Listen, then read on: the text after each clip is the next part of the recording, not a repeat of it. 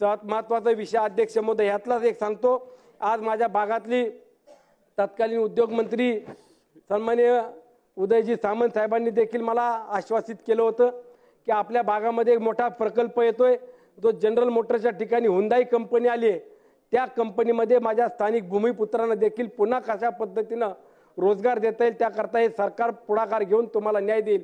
परंतु अध्यक्ष महोदय, मी आपल्या माध्यमातून सरकारला सांगू इच्छितो की या ठिकाणी आलेल्या हुंदाई कंपनीमध्ये स्थानिक भूमिपुत्रांना घेतलं जाणार नाही अशा पद्धतीने सूचना केल्या जात आहेत।